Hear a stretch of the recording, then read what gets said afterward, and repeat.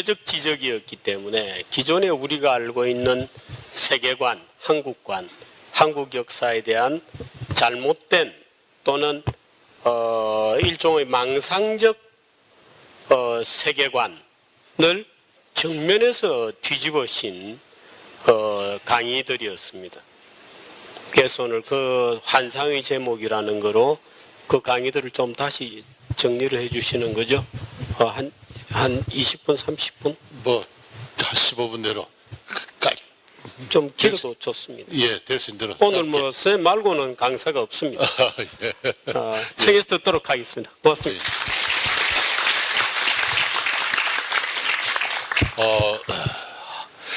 한국경제신문의 주필로서 언론의 그 정론의 그 길을 걷고 펼치고 계시는 그 정규재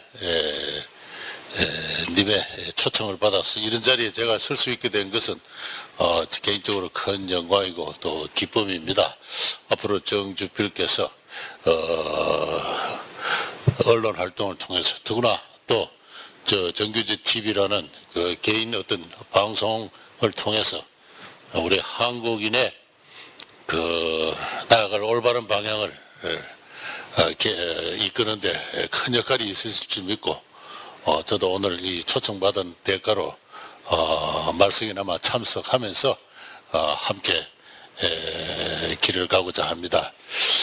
제가 지난 5월 말부터 8월 말까지 3개월간 12회에 걸쳐서 환상의 나라라는 그 인터넷 강의를 정규재 TV에서 했습니다. 그 내용을 오늘 좀 이야기를 같이 하자고 해서 이 자리가 마련된 것 같은데요. 뭐 다들 이렇게 한 번씩은 이렇게 보셨을 것 같습니다. 그 점을 전제하고 12회 강의를 간략하게 요약해 드리도록 하겠습니다. 강의 서두에 저는 이렇게 했습니다. 우리 한국에는 대한민국 오늘에는 환상이 많고 매우 깊다 그랬습니다. 그리고 지금 광화문에서 주말마다 모이는 저 촛불 집회라는 것은 세계적으로 유례가 없는 현상입니다. 그렇죠. 다른 나라에서 세계 사회 조사에 의하면은 우리 한국인들의 정치 참여율은 제도적인 참여율은 매우 낮은 편입니다. 정당원으로서 멤버십을 갖고 있는 사람이 국민의 한 1.8% 정도밖에 안 됩니다. 근데 그 중에 진성당원은 액티브한 멤버는 0.8%밖에 안 되고요. 나머지 1% 정도는 그냥 이름만 얹어놓고 있는 그런 사람입니다. 근데 미국은 어떤지 아십니까? 미국은 무리 23%가 정당의 멤버십을 갖고 있습니다. 그 중에 10%가 진성당원이고 당비를 내고 열심히 활동을 합니다. 그래서 한국인들은 제도화된 정당의 참여율이 그렇게 낮은데도 저 광화문에 모이는 특정한 정치 성향의 사람들은 뭐냐?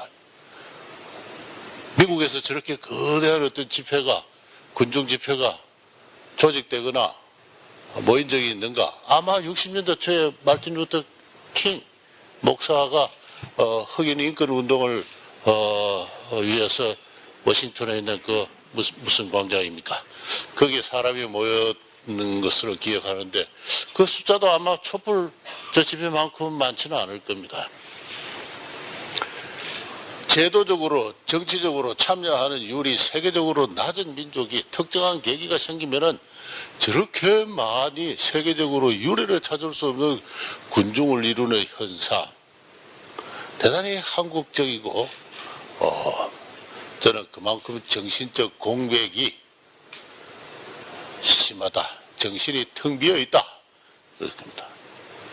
그래서 어떤 환상으로 빚어진 정신문화의 커다란 공백으로 사람들이 특정 계기가 되면은 무언가 남을 찾아서야 자기 자신을 확인할 수밖에 없는 그러한 어떤 그 군중을 형성하게 되는 것이 아닌가 하는. 그래서 군중을 모으게 되는 커다란 블랙홀과 같은 어떤 정신문화의 공백이 한국에 지금 오늘날 우리 대한민국 이 현실 속에 형성되어 있는데 그것은 저의 관점에서 볼 때는 우리 한국을 지배하는 수많은 환상의 소산이다. 그렇게 생각을 합니다. 그런 문제의식에서 이 강의를 시작을 했습니다. 12주제인데요. 세종대왕은 우리의 성군이죠. 우리의 성군 어딜 가나 뭐 전국 어디나 어느 초등학교나 세종대왕은 동상도 있고 화폐 있고 세종로 있고 세종시 있고 세종함 있고 뭐 과연 성군이가 누가 성군이라고 했는가? 저는 제가 볼 때는 성군들이 하기 곤란한 측면이 있다. 첫째는 노비제를 제도적으로 확립을 시켰다 하는 사람입니다. 주인이 노비를 때려 죽여도 죄가 안 된다는 법은 세종이 만든 법이에요. 주인의 범죄를 고소할 수 없다. 그것도 세종이 만든 법입니다.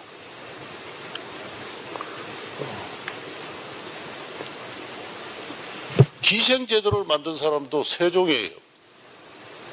함경도 육진을 개척해서 군인이 올라가니까 기생제도를 만들어서 위안을 해라. 그것도 세종이 만들었어요. 중국에 대한 4대 정책 때문에 하늘에 대한 제사를 폐지하고 그 다음에 굴레에서 출정 의례를 폐지한 이런 왕도 세종입니다. 세종이에요. 4대주의를 확립을 했죠. 노비제도를 확립을 했죠. 기생제도를 확립을 했습니다. 어떻게 해서 성군이냐? 조선왕조를 만든 사람입니다.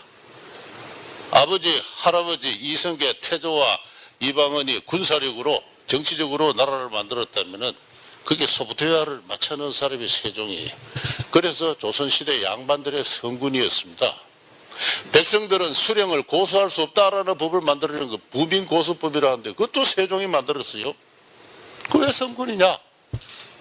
저는 의문이 있다는 겁니다. 중요한 왕이지만 의문이 있다. 그게 제가 첫째 강의의 그 요지고요. 두 번째는 우리 한국인의 절반이 호수를 끼고 형성되어 있습니다. 호수, 호남, 또 경기도는 기호. 근데 그 호수가 어디 있느냐? 호수도 없는데 왜 호수 호남이라 하느냐? 그래서 그 유래를 찾아보면 이 말이 생기는 게 15세기입니다. 근데 김제에 가면 벽골제가 있어요. 지금도 김제 현장에 가면은 이런 벽골제 모형을 그려놓고 관광객을 유치하고 있는데요. 요게 한 3km 되는 제방입니다. 현재 벽골제 유적이 남아 있는데 이 주위가 다 합하면 90km입니다. 김제 이련에 직경 30km에 달하는 큰 호수가 있어서 오늘날 전라북도의 절반이 호수였습니다. 그런 상상이 생기는 게 15세기예요. 그 15세기에 오늘날 전라북도의 그 절반 가까이가 큰 호수였다는 그 상상이 생김과 동시에 호남이라는 말이 생겼습니다. 호수 남쪽에 있으니까요. 네.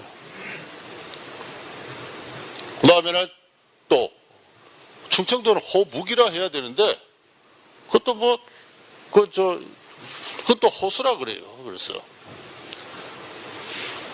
그래서 이거는 왜 호수냐 아무도 알지 못하면 누구도 대답하지를 못해요. 뭐 충청북도에 있는 어림지를 경계로 해서 호수가 생겼다 했는데 그것도 말이 안 되는 겁니다. 어떻게 해서 이런 환상이 생기는가? 18세기 말에 정조라는 임금이 이 거대한 어떤 그 벽골지, 이 반경 30km 되는 벽골지를 다시 파내야 되는 것이 마땅하나 백성들을 노고롭게 할 것이기 때문에 내가 그만두겠다 이런 이야기를 하면서 바로 이 호수 때문에 호남 호수가 생겼다 이러는데 신하들이 하는 말이 이것이 중국의 동정어와 같은 것입니다. 그렇게 이야기를 해요. 그래서 다시 말해서 국토를 중국처럼 감각하는 겁니다. 우리 한반도를 사대주의적 어떤 정책의 일환으로 중국적 그 감각으로 국토를 부르기 시작해서 그렇게 해서 이 벽골제라는 유적이 있으니까 이 유적을 경계로 해서 여기에 동정호와 같은 큰 호수가 있었다는 이러한 환상이 생기면서부터 호남 호수라는 말이 생기고 그게 확장이 돼서 기호라는 말이 생겼습니다. 그런데 이 지역은 한반도에서 가장 표고가 낮은 표고가 3, 4m밖에 안 되는 방조제가 없으면 서해안에 조수가 밀려 들어오는 그런 지역입니다. 그런 지역에 저런 호수가 있다는 건 있을 수가 없는 이야기죠. 그래서 오늘날 해양지리학자나 토목공학자들은 땅을 파보니까 밑에서 갯벌이 나오니까 아 이거는 예전에는 여기가 바닷물이 넘실거리는 곳이구나.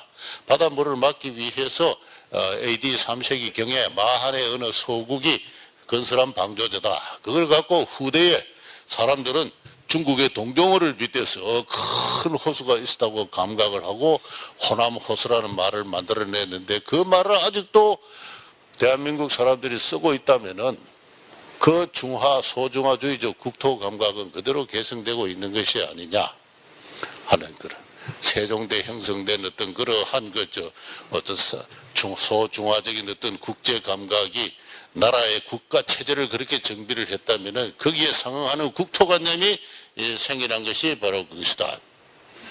그 다음에 제가 이 강의를 하면서 이제 2달 뒤에 뭐 내년에는 정년도 하니까 내가 뭐 말 못할 게 뭐 있겠느냐 해서 그냥 독도 문제를 끄집어냈습니다.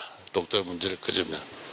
이거 듣고 좀 화를 내실 분도 계시고 그렇게 하겠지만 뭐 제가 더 이상 누구 눈치를 볼 필요는 없기 때문에 이 대한민국 외교부 사이트에 들어가 가지고 독도는 우리 땅이라는 사이트를 찾아보면 이게 증거가 나옵니다. 독도가 유사 이래로 역사적으로 조선의 고유 우리나라의 고유 영토 하면서 이 지도를 제시하고 있어요. 그리고 저 울릉도에 가면 독도박물관이 있는데 똑같은 사진을 제시하고 있습니다. 이거는 팔도를 그린 1530년에 그린 최초의 지도에 해당합니다. 그래서 팔도 청도라는 중종연간에 그린 그림인데요. 여기 울릉도가 있고 우산도가 그 서쪽에 있습니다. 이 우산도가 독도라는 거예요. 다 알다시피 독도는 울릉도에서 동남쪽으로 한 90km 있습니다. 이건 독도가 될 수가 없는 거예요. 울릉도 서쪽에 있는데 동남쪽에 있는 조그마한 바위섬을 가지고 어떻게 이 우산도를 가지고 그 바위섬이라고 이야기할 수 있느냐. 한 나라가 외국인이 보는 공식적인 어떤 외교부 사이트에서 이걸 내놓고 이걸 가지고 독도라고 이야기한다면은 좀 심하지 않느냐. 이게 솔직히 말해 제 생각이에요. 제 생각입니다. 그래서 제가 강의 도중에는 지록 이마라 해서 옛날에 진나라를 망쳐먹은 조고라는 어떤 간신히 말이죠. 예? 사슴을 끌고 임금 앞에 가가지고 이거 말입니다. 그러니까 임금이 웃으면서 야 그게 어떻게 사슴이지 말이냐.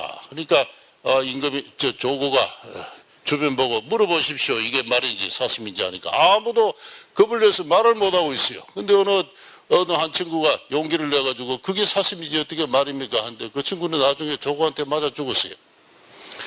이거를 가지고 독도라고 이야기할 수 없다고 이야기하면 우리 한국에서는 지금 미친 사람 취급당합니다. 근데 제가 볼 때는 이건 아니에요. 어떻게 한나라 외교부가 이런 자료를 내놓고 이걸 갖고 독도의 증거라고 이야기를 하느냐. 그래서 제가 행여나싶어 가지고 일본의 구글에 있는 일본 사이트를 찾아 들어가니까 일본의 인터넷 네티즌들이 얼마나 한국을 비웃는지 말이죠. 제가 그래서 이 강의를 하기 시작했어요. 이게 어떻게 독도가 될 수 있느냐 말이죠. 울릉도 서쪽에 있는데. 그래서 제가 이렇게 사진을 조선시대 지도가 한 200여 장 정도 되는데요. 그 중에 한 140여 장을 분석한 일본의 이케우치라는 사람, 예전부터 알고 지내는 사람, 그 사람이 쓴 논문을, 책을 저한테 보내줘서 알고 있습니다만 자세히 소개를 했는데, 나중에 울릉도와 동해 사이에 섬이 없다는 게 밝혀집니다. 조선시대는 바다를 막았기 때문에 저런 환상이 생겼겠어요. 신라는 해양왕국입니다. 다 알다시피 장보고, 신라왕은 영해 군사가 되어가지고 당나라 황제로부터 해상을 제패하는 우리나라 현대식으로 말하면은 중국 동진하해 함대 총사령관 정도의 직을 부여받고 있는 그런 해상 왕국이 있을 때는 이런 환상이 생길 리가 없어요. 바다에 배가 빈번하게 오고 가고 하니까 이 울릉도에 또 조그마한 국가도 하나 성립했고 그렇게 했습니다. 근데 조선시대는 바다를 막았어요. 바다 심리박 4km 밖을 못 나가게 했어요. 나가면 왕토를 벗어났다 해서 선참 후대라 해서 목을 치고 왕에게 보고를 해도 죄가 안 되는 그런 인명은 사람을 죽이고 살리는 것은 왕의 고유한 권한인데 월경제만큼은 선참 후대가 가능했어요. 그만큼 엄하게 해금령을 실시한 통에 세월이 지나다 보니까 환상이 생긴 거예요. 환상이. 저기 뭐 섬이 하나 있다. 나중에 18세기가 되면은 섬이 없다는 게 밝혀지니까 이 우산도가 울릉도 남쪽으로 지도상으로 옮겨옵니다. 또는 또 저 북쪽으로 가기도 하고요. 제가 말씀드리고 싶은 것은 조선 왕조는 역사적 기록을 따지면 울릉도와 우산도는 하나입니다. 삼국사기에 보면요. 울릉도의 별칭이 우산도인데 이게 한국인의 바다 활동이 번성했을 때는 그게 환상이 생겨나지가 않았는데 15세기 이후 환상 바다가 닫히니까 저기 우산도라는 섬이 하나 있다는 게 생겨났고 18세기가 되어서 저 사이에 섬이 없다는 게 밝혀지니까 그래도 섬이 하나 있어야 되니까 이게 울릉도 밑으로 북쪽으로 동쪽으로 이렇게 막 지도가 플로팅 합니다. 그래서 제가 떠도는 섬이라 이렇게 붙였는데 단도직입적으로 말씀드리면 19세기 말까지 조선 왕조가 조선왕조의 왕과 지배층이 오늘날의 독도의 소재를 객관적으로 인지하고 관리를 파견해서 그것을 관령을 한 적이 없습니다. 적이 없다. 그 객관적인 기록이 없다. 없어요. 없는 걸 없다고 해야지 말이죠. 예. 그래서 온갖 뭐 이런 안용복이나 뭐 이런 사람들 붙여놓고 이야기를 하는데 제가 이야기가 길어지기 때문에 그래서 저는 이걸 반과학주의라 그럽니다. 지록 위마의 반과학주의가 한국인을 짓누르고 있다. 저 한나라의 외교부가 저런 지도를 내놓고 어떻게 국제적 분쟁을 감당하고 있느냐. 현대판 지록 유머리다. 그죠? 하는 줄. 그 다음에는 이제 제가 오래전부터 제 전공하고 관련해서 많은 이야기를 해온 겁니다만은 40% 수탈설 해서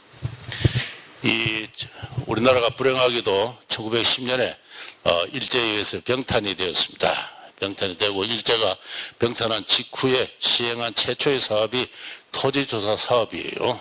그래서 1918년까지 토지조사 사업을 하는데 이 사진은 토지조사 사업 때 일필지 조사라 해서 조사 반원이 나오면은 토지 소유자가 입회를 하고 하는 이제 동장과 토지 소유자가 입회를 하고 또 주변의 이웃들도 입회를 해서 과연 이 사람이 그 땅의 토지 소유자인 것을 증명하는 그러한 그 사진입니다.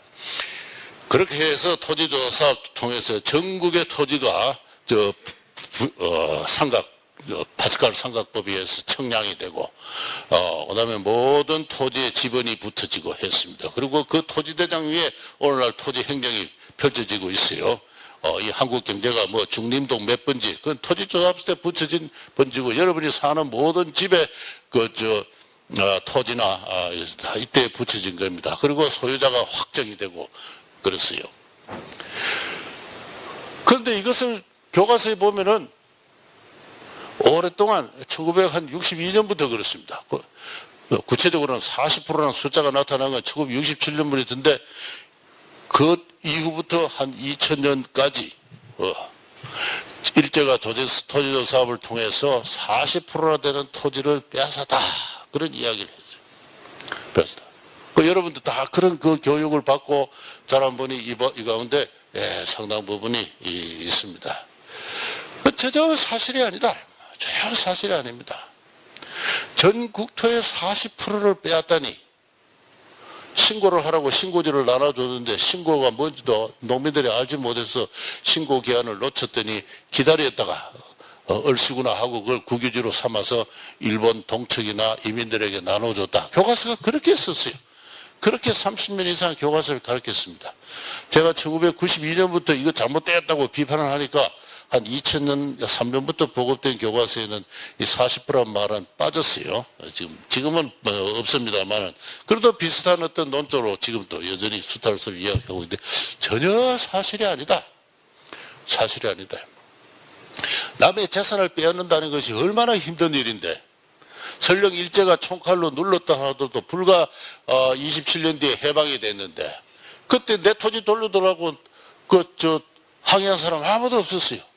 지금 북한에서 해방 이후나 6.25 전쟁 때 월남하신 분들은 아직도 북한에서 내려온 진문서를 그대로 갖고 있으면서 통일만 되면은 자기 재산권을 다시 찾을 준비를 하고 있다고 듣고 있습니다만, 재산이라는 건 사람의 목숨과 같은 거예요.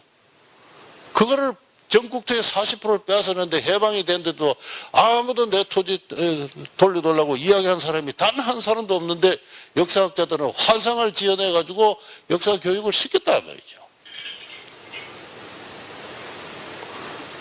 도대체 이게 이 개명된 사회에서 있을 수가 있느냐. 그래서 제가 토지자습에 대한 책도 쓰고 그랬습니다. 이 국유지를 둘러싸고 약간의 분쟁이 있긴 했습니다만 그 분쟁도 제가 보기에는 합리적으로 처리가 되었고, 저는 일본을, 이 땅을 병탄한 일본을 토지나 식량을 빼앗는 좀도둑으로 알지 마라. 도둑에는 좀도둑이 있고 큰 도둑이 있습니다. 그래서 맨슈와 올선이라는 경제학자가 이야기했습니다. 정치란 건 본질적으로 도둑의 논리예요. 정주형 도적, 유량형 도적이 있고 정주형 도적이 있습니다. 유량형 도적이라는 것은 산속에 사는 산적들처럼 이 약탈을 일삼지만은, 총독부는 그런 산적형의 유량형의 도적이 아니에요. 한반도를 영구히 일본의 영토로 편입시키고 동화시킬 목적으로 그런 큰 도덕의 심보를 가지고 사람들의 마음을 훔치고 그랬습니다. 그렇게 해서 근대적인 제도를 설비를 하고 그 제도를 통해서 이 땅의 토지와 광산과 이런 것을 합법적으로 차지를 했습니다.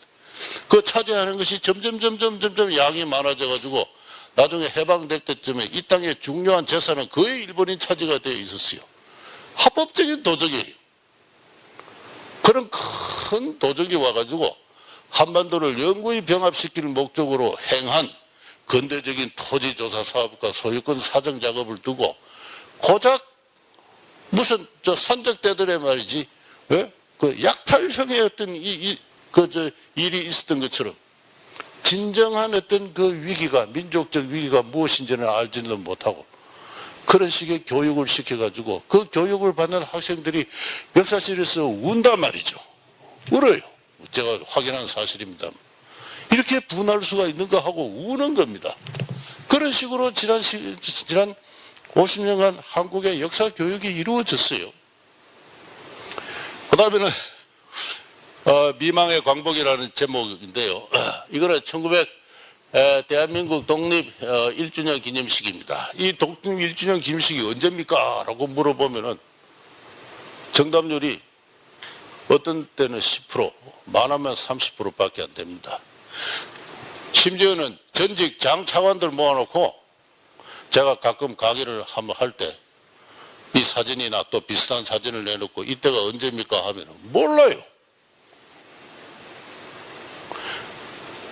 8월 15일이 광복절입니다. 그 광복절의 의미가 뭡니까? 물어보면 모릅니다, 사람들이. 아니면 헷갈리는 이야기를 하고요. 제가 진천에 있는 법무연수원에 가서 젊은 검사들 모아놓고 강연을 할 때 광복절이 뭡니까? 하니까 아무도 대답을 안 해요. 그래서 앞에 있는 사람 젊은이 보고 좀 대답해 보세요. 그랬더니 큰 복입니다. 그래요. 38 광땡이 광자로 생각해가지고 큰 복이다. 큰 복이 내린 날이다. 그래요. 그래서 제가 헤매고 있다. 이 독립기념일을 통해서 광복절이 생겼어요. 독립기념일이었는데 원래 국회가 통과하면서 명칭 변경을 했습니다. 명칭 변경을 해가지고 광복절이 되었어요. 광복조국, 광복독립의 줄임말입니다.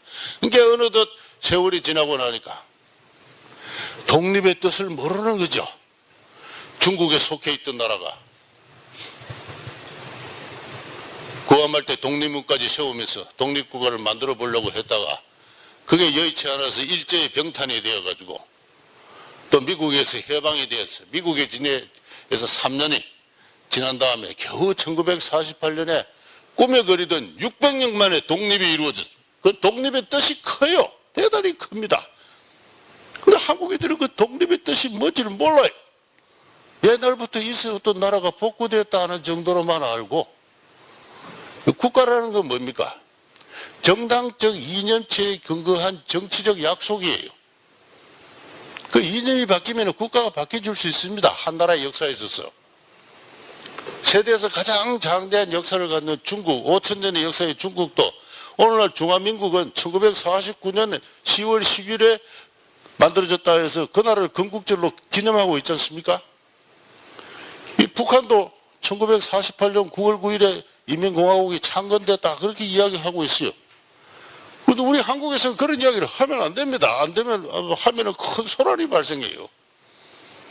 원래 그 날을 기념하라고 광복절을 만들어 놨는데 광복의 뜻을 잃어버리고 광복을 해방의 뜻으로 알고 있습니다. 헤매고 있다.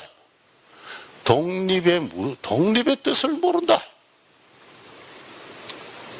하나의 정당적 이념체로서 새로운 국가가 건설되었다는 것의 의미를 알고 있지 못하다. 나아가서는 평등과 자유의 개인, 사적 자치의 주체로서 근대 문명의 주체로서 개인의 독립, 그 독립의 뜻을 모른다. 맞죠? 모른다. 그래서 해마다 광복절이 되면은 지난 광복절에도 그랬어요. 박근혜 대통령은 올해는 광복 제71주년입니다. 그래요.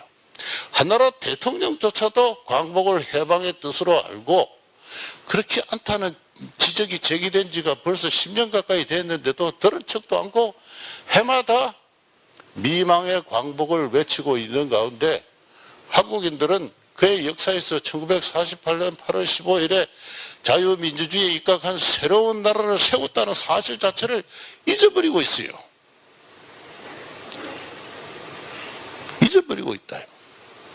헤매고 있습니다. 이거 엉뚱한 논쟁이 지금 벌어지고 있어요. 논쟁 아닌 논쟁. 논쟁 그러면 한번 해보자. 논쟁하자고 부르면 오지도 않아요. 그래서 그래서 제가 6번째는 근대에 실종해가지고 그래서 제가 도대체 왜 이런 현상이 생겼는가 싶어서 초등학교 교과서를 다 사모아가지고 한번 분석을 했습니다. 교육학자도 아니면서 또 이 자리에 교육하고 또 종사 계시는 분이 계셔가지고 제가 좀 월경을 하는데 따른 좀 미안한 감이 있습니다만 초등학교 교과서를 읽고 저는 이거는 조선시대 소학이다 그렇게 생각합니다. 아침에 일찍 일어나라. 자기 일은 자기가 해라. 공정도덕을 잘 지키라. 친구와 사이좋게 지내라.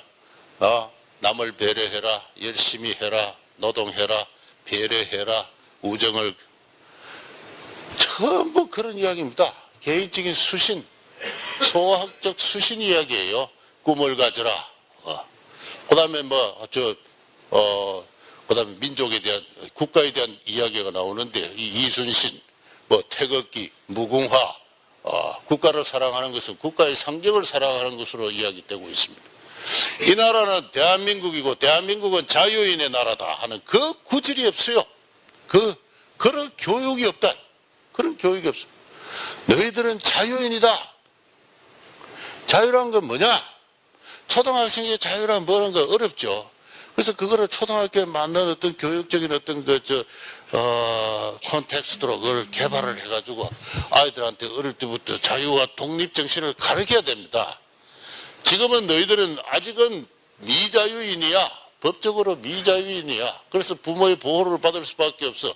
법적 능력이 없어. 그러나 민법이 보장하는 그 성년 18세가 되면은 법적으로 자유인이야. 자유인은 경제적으로 독립을 해야 돼.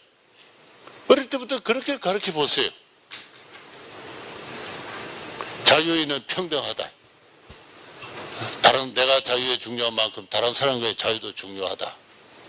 그러나 인간은 혼자 살 수 없기 때문에 서로 협동을 해야 된다. 그래서 개인주의와 자유주의가 발달한 미국이나 서구 사회에서 사회적 협동이 훨씬 더 발달해 있지 않습니까? 자유인들의 자발적인 협력이 나오는 것이죠.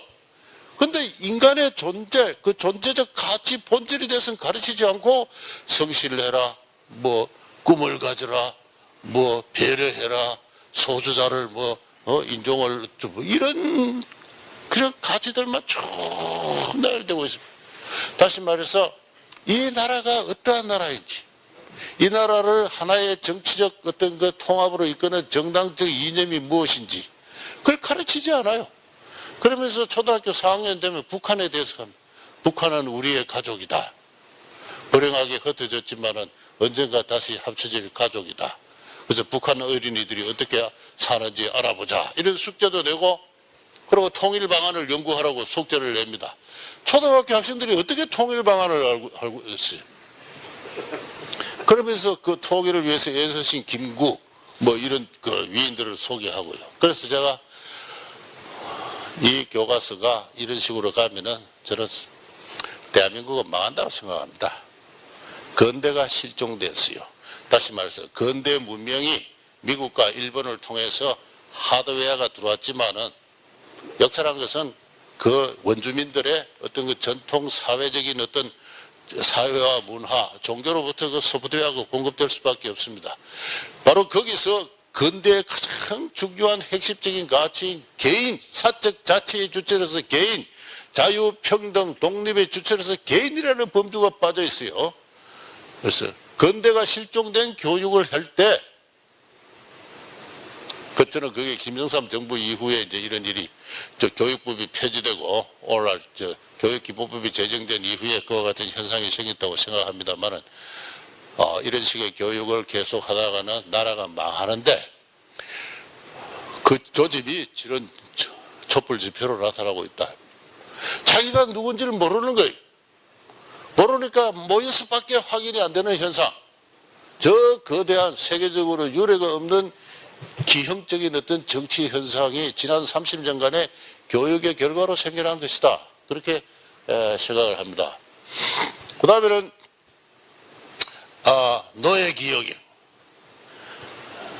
조선시대 인구의 40%가 노예였어요.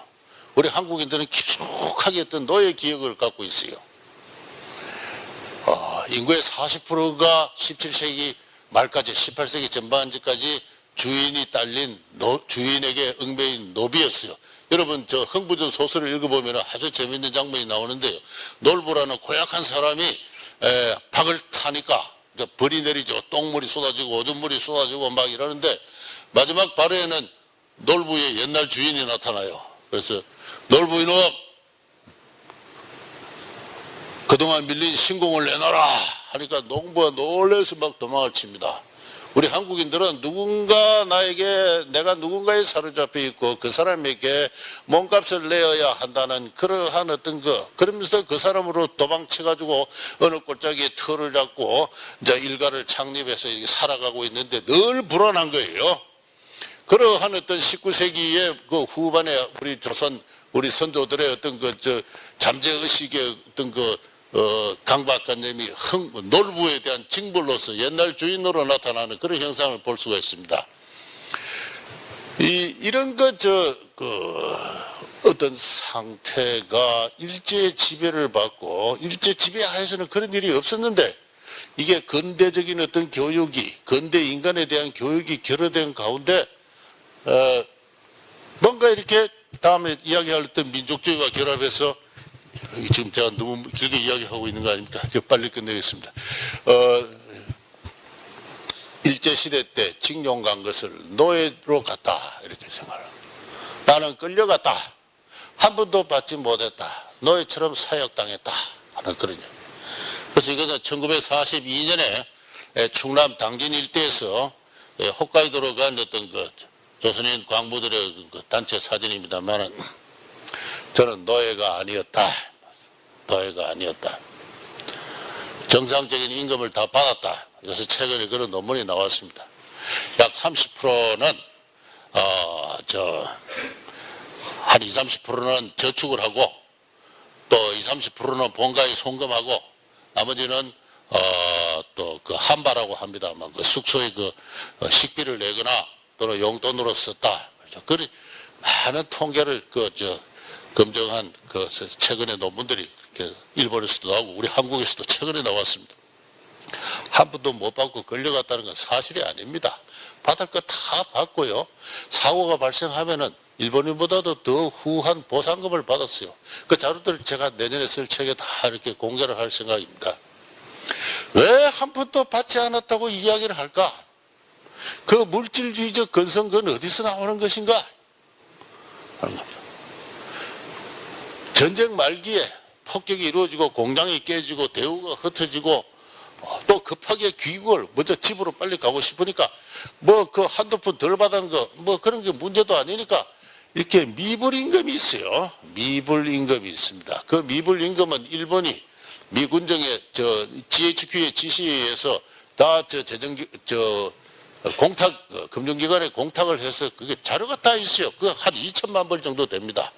한 70만 명 정도의 노무자가 미불임금이 한 2천만 명 정도가 있어요. 그것은 확정적 채무관계 때문에 국가 간의 협사 대상이 될 수도 없고 이 양국 간의 어떤 그 외교가 성립하기 이전이라도 하루빨리 청산해 줬어야 될 것이에요. 일본은 청산할 준비를 다 하고 있는 겁니다.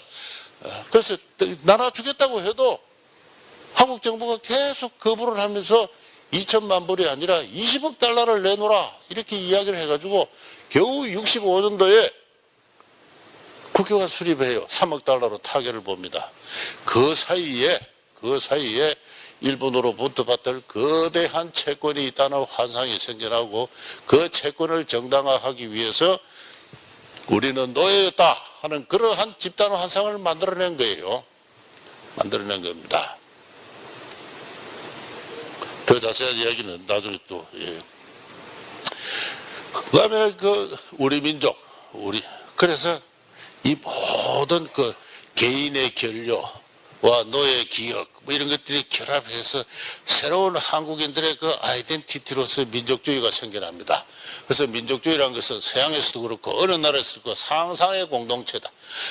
민족주의가 19세기까지는 없었던 그 양반 노비 신분제 관계로 사회가 통합되어 있던 그 성리학적 어떤 질서, 그리고 소중화적인 어떤 국제 감각에 의해서 통합되어 있던 나라의 오늘날 민족과 같은 것은 있지 않았습니다. 20세기가 더불어 생겨난 어떤 상상의 공동체다. 이것은 뭐 좌든 우든 오늘날 역사학자들은 누구나 다 하는 이야기입니다. 근데 저는 한 걸음 더 나가가지고 그 상상의 공동체가 만들어질 때 그 만들어진 진료, 우리가 어떤 어떤 형상을 하나 빚을 때, 그죠? 어느 예술가가, 조각가가 무슨 상을 하나 빚을 때 진료가 있잖아요. 그 진료가 뭐냐 하는. 그 나라마다 다 다르고 따라서 나라마다 그 민족주의라는 것도 다 다르다.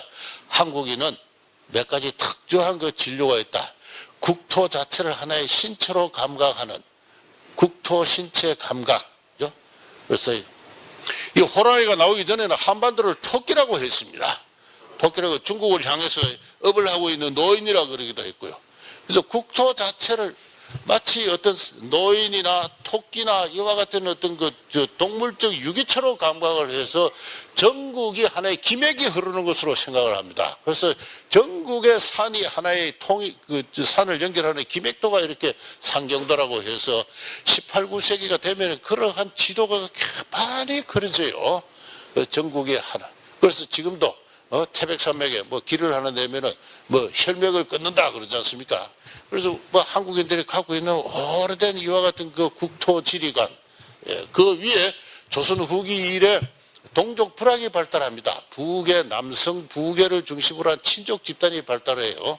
그래서 이 친족 집단의 그 어떤 혈연적인 계보, 이런 것들이 연결되어 가지고 20세기에 들어와서 형성된 민족주의는 하나의 한반도 전체를 하나의 신체로 감각하는 가운데 피로 연결된 혈족주의적 어떤 그러한 그 특질을 갖습니다.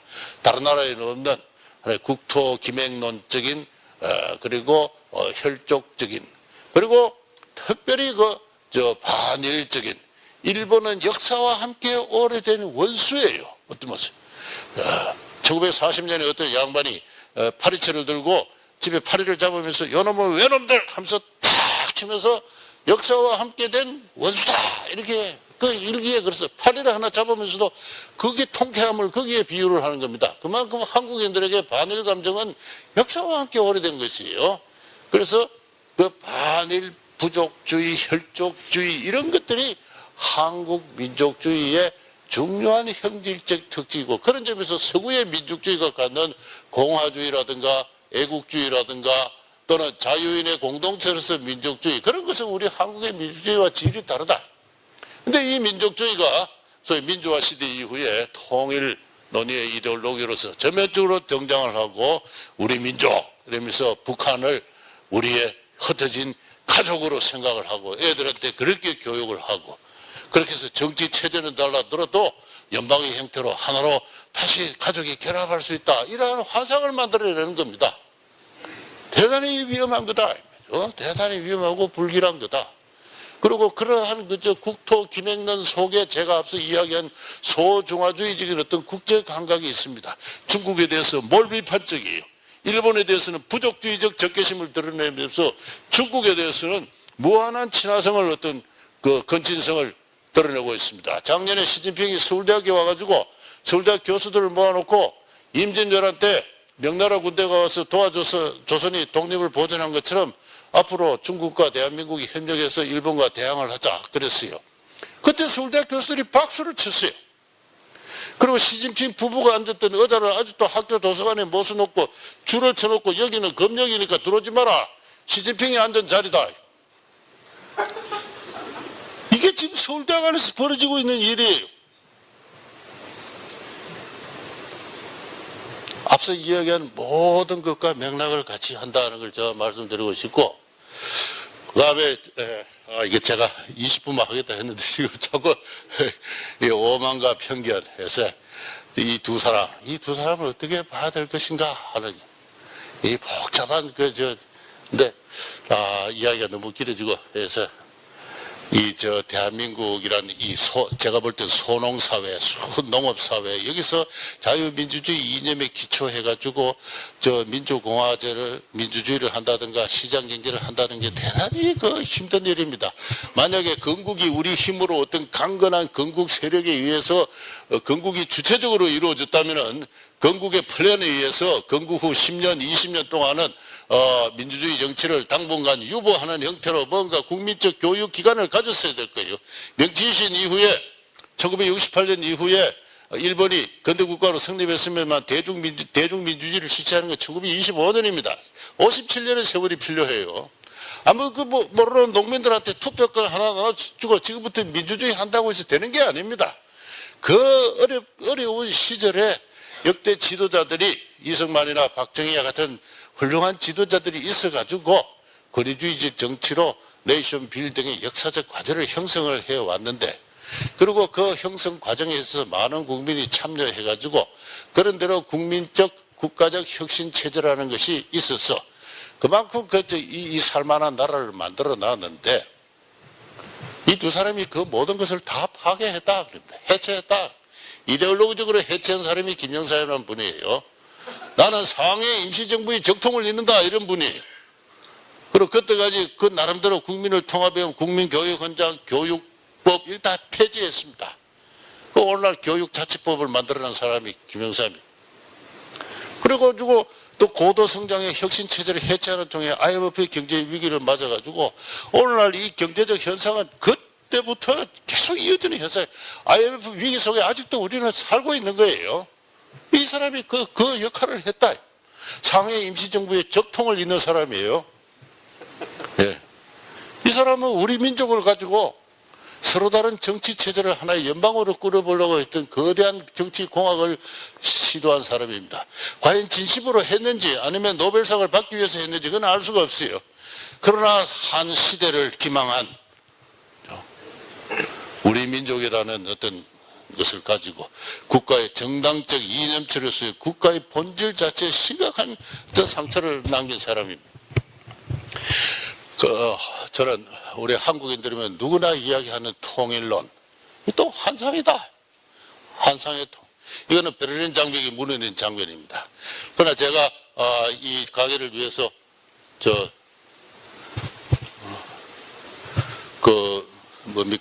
독일 현대사 책을 봤는데요. 독일 통일은 민족 통일이 아닙니다.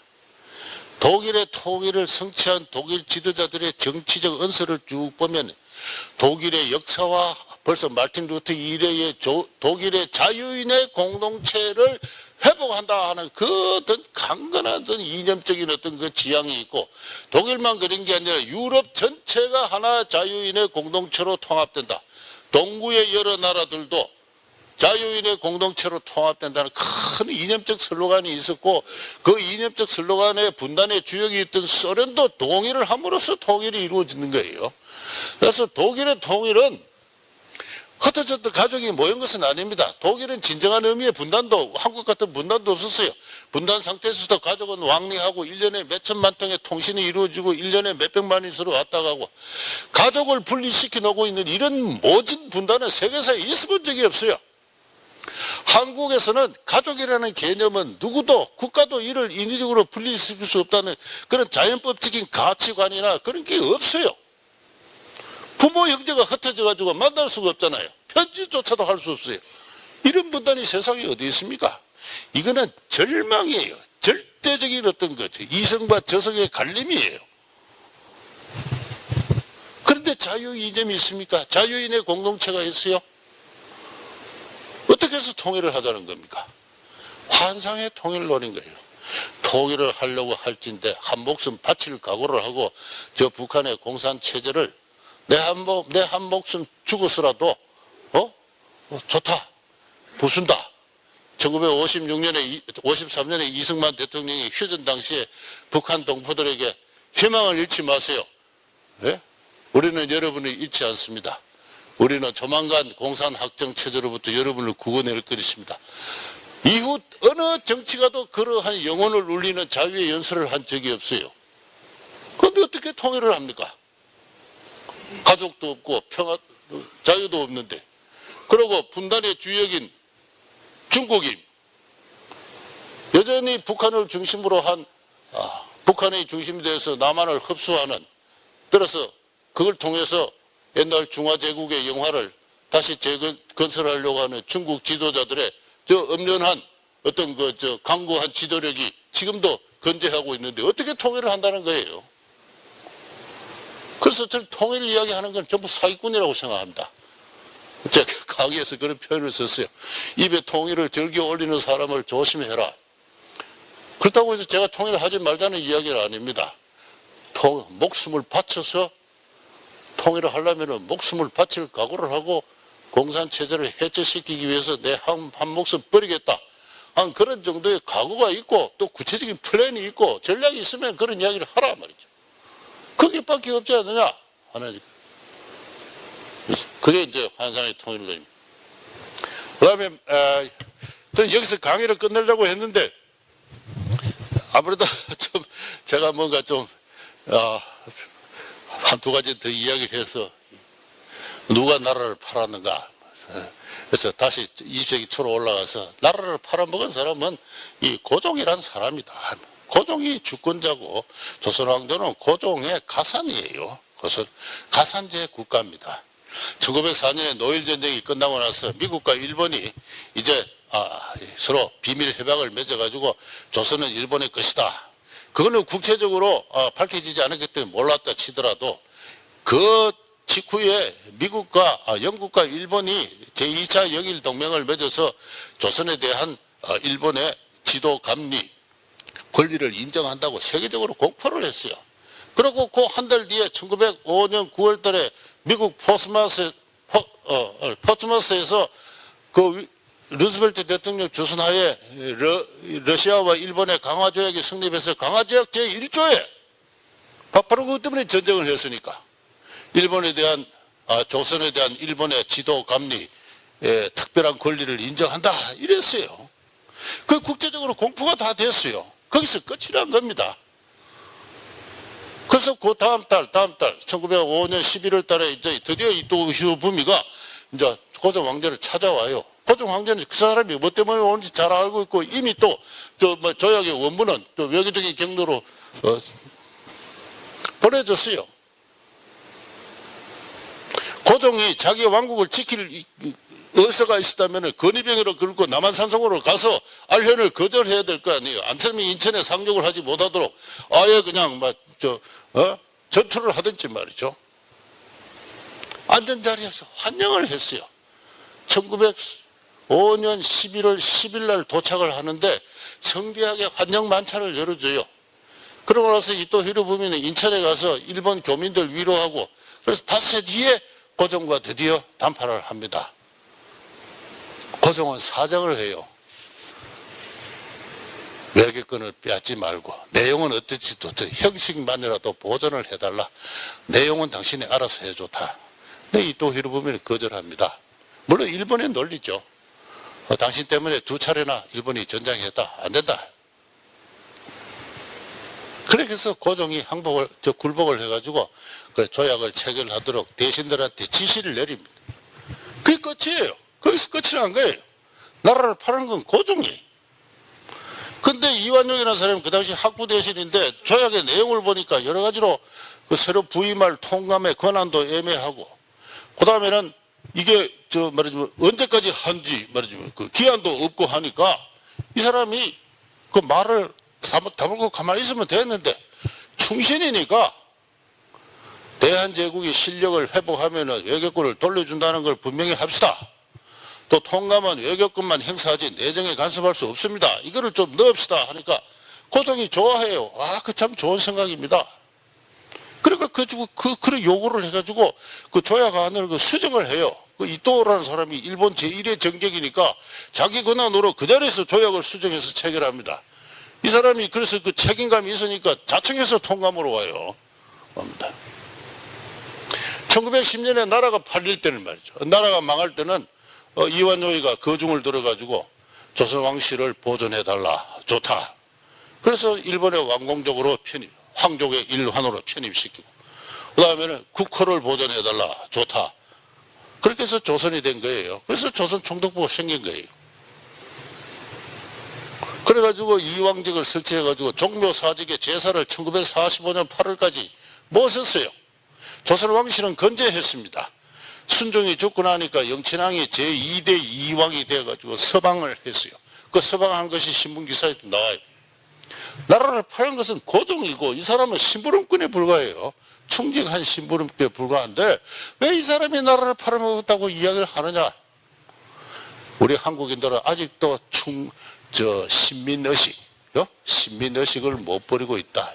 당시도 그러했지만은 그 당시도 언론이 오보가 냈어요. 이완용이가 팔아먹었다 해가지고. 그래서 그 최근에 이런 사실이 아주 잘 지적돼. 마지막으로 이 여성분들 계셔서 좀 깝깝하긴 합니다만 할 이야기는 마지막으로 해야 되겠습니다. 위안소의 여인들. 일본이 길거리에나 빨래터에 있는 여자들을 강제로 트럭을 싣고 납치해 가서 위안소의 여인으로 삼았다. 이게 거짓말이에요. 그런 사실이 밝혀진 적이 없습니다.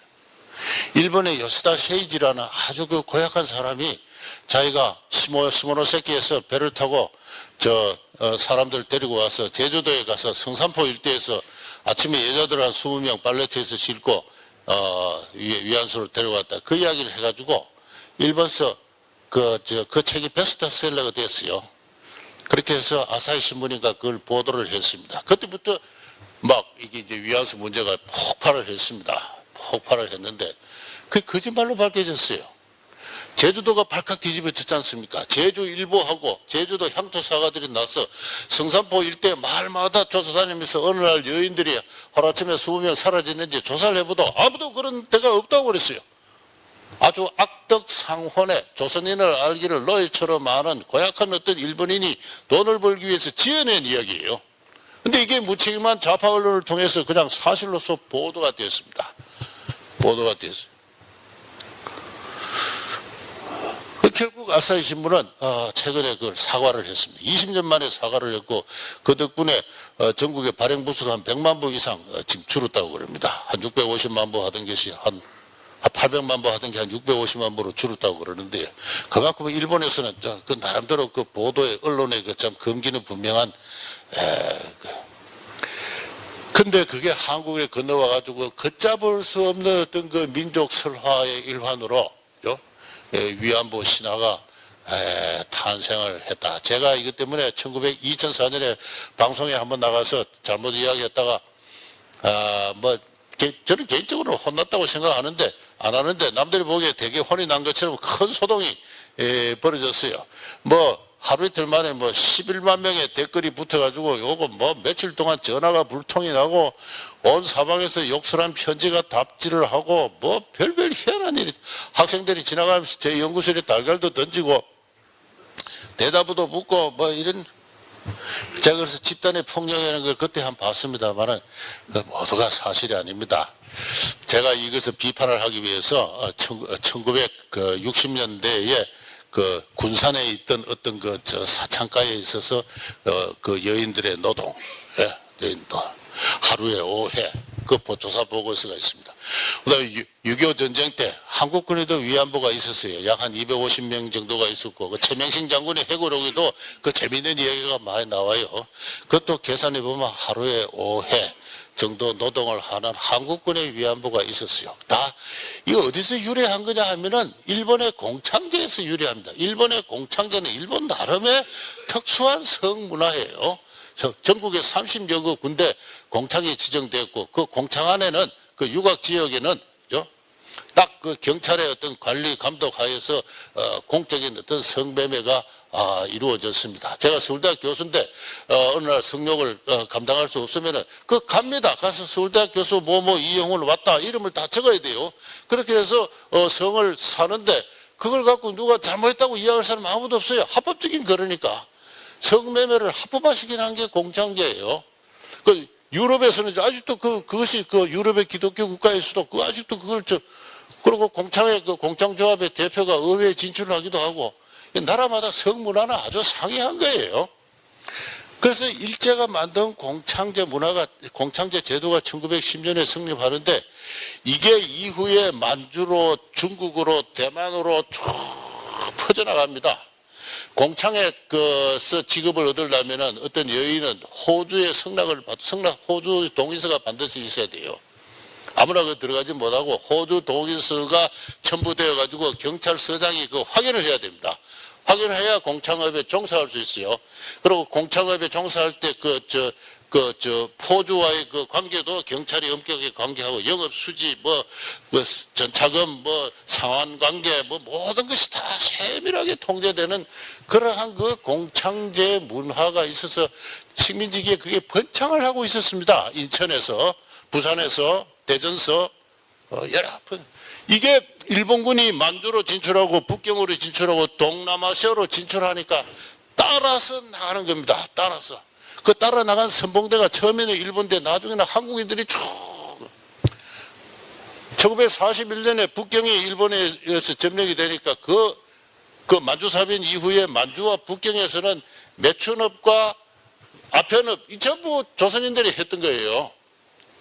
조선인의 아편업과 매춘업은 너무나 많은 기록이 있었기 때문에 말을 할 수가 없어요. 그리고 상해, 동남아 다 진출을 했습니다. 조선의 매춘업자들이 여인들을 데리고 그렇게 갔어요. 갔습니다. 그리고 부모들이 호주들이 다 도장을 찍었고 그게 그 당시의 사회상이었어요. 근데 군대가 성병 통제나 정보 통제를 목적으로 그 위안소를 설치한 것은 그 공창제도의 일환이죠. 제도적 근거가 있는 겁니다. 이제 제 이야기는 여기서 끝을 내야 될 것 같습니다.